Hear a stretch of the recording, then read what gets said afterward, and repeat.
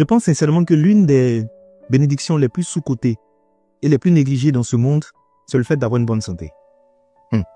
En qualité d'ancien grand malade, je peux vous confirmer que l'une des plus belles richesses que nous avons sur la terre, c'est la santé. Tu sais, tu peux avoir tous les problèmes du monde, avoir de sérieux problèmes. C'est le jour où tu vas avoir un problème de santé, tu vas te rendre compte qu'en fait, tu n'as qu'un seul problème. La santé. C'est l'une des richesses les plus silencieuses, les plus précieuses, les plus dangereuses, les plus délicates qu'on possède. Mais malheureusement, les hommes négligent ça. Je ne dis pas qu'on n'a pas de problème. Effectivement, on a des problèmes. Mais si tu as un problème de santé, c'est là que tu vas te rendre compte que tes vrais problèmes commencent maintenant. Vous savez, on est passé par des endroits. On a rencontré des personnes qui parlaient avec arrogance, avec suffisance. On voyait des personnes qui criaient, « Tu sais qui je suis? Je vais te créer des problèmes. Je vais te faire vivre un enfer. » Le jour où les personnes sont bien malades, c'est là qu'ils se sont rendus compte qu'elles ne sont absolument rien. Je vous dis, le fait d'ouvrir ses yeux le matin et d'être en bonne santé, d'être capable de vaquer à ses occupations, de donner des commandes à son corps et puis son corps l'exécute sans qu'il y ait des blocages, c'est l'une des plus grandes bénédictions au monde.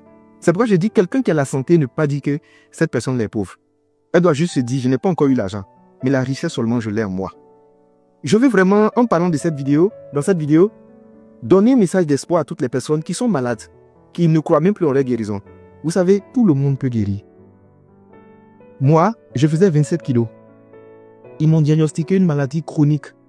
C'est-à-dire, même les médecins, les experts étaient pessimistes en voyant mon cas. J'ai été mis au CHU et il y a un endroit qu'on appelle le peut-être. C'est-à-dire, on n'est pas très sûr que tu as sorti, on te balance là-bas. Ils m'ont placé aux urgences, au départ. Il n'y avait même pas de moyens pour payer mes ordonnances. À côté de moi, il y avait un monsieur. Tu sais, quand quelqu'un est riche, tu vois, tu sais. Autour de lui, il avait des enfants, il avait des personnes. Et il y avait plein de médecins autour de lui. Les factures viennent, ils payent. Les factures viennent, ils payent. Les factures viennent, ils payent. Moi, je suis dans mon coin. Une facture est venue, deuxième facture. Mon cher, mon père est en train de réfléchir à comment il va nous faire sortir des urgences pour m'envoyer d'un autre endroit parce que ça coûtait trop cher. Le monsieur là, nos regards sont croisés. Il était à côté de moi. Il est décédé sous mes yeux. Je suis sorti du CHU. Je suis tombé grièvement malade au Ghana. Ils m'envoient à l'hôpital de Koué. Je me suis retrouvé au milieu des gens.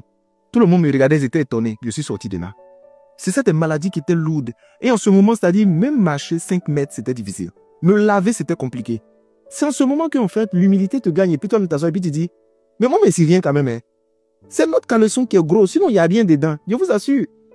C'est pourquoi je vais dire aux personnes qui aujourd'hui ont une bonne santé, préservez votre santé au-delà de tout. Il y a des gens qui prennent tous des risques dans leur alimentation, dans leur vie au quotidien.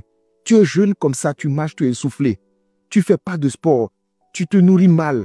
Tu ne dors pas. Tu es en train de chercher l'argent en longueur de journée. Tout l'argent que tu cherches, c'est pour la santé.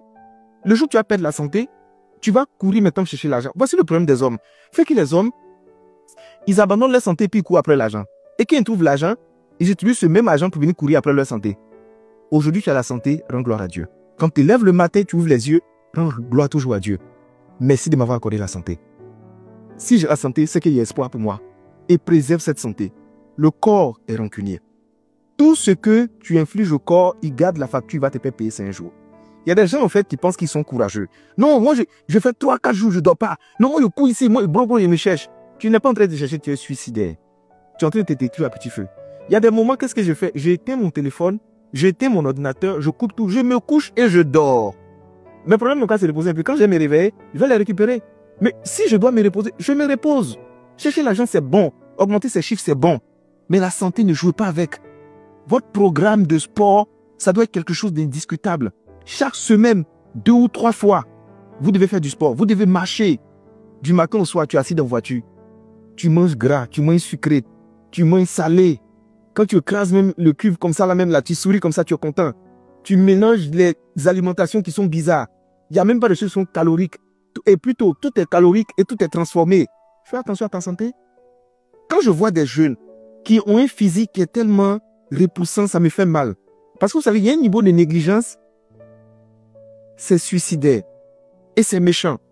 Donc je vous dis aujourd'hui, la plus grande des bénédictions que nous avons sur la terre, la plus grande des richesses, c'est la santé. Préservons notre santé avant que le pire n'arrive. Pour l'instant, tu es en santé, tu es convaincu que rien ne peut t'arriver. Pourtant, ça se passe vite. Il y a des gens qui étaient agiles, qui couraient partout. Et puis, en une fraction de seconde, ils sont devenus dépendants des gens. Il ne peut même plus aller aux toilettes faire ses besoins seul. Il a besoin des gens. À mon tour, je me rappelle, on me prenait combien d'enfants? Combien de bébés? On m'envoie dans la douche. Ah, je m'assois par terre. L'homme n'est rien. L'homme n'est rien d'air. Je monte sur la balance 27 kilos. T'as dit, je suis anémié, je suis devenu blanc. On voit mes veines comme ça. C'est pourquoi quand souvent je suis là, j'ai décidé d'être humble, de respecter les gens, de croire en Dieu et de vivre vraiment caché sans faire du mal aux gens, quoi. Parce qu'en vérité, on parle beaucoup, mais on n'est absolument rien. Si tu as la santé, tu es béni. Si tu n'as pas la santé, continue de prier Dieu et garde la foi.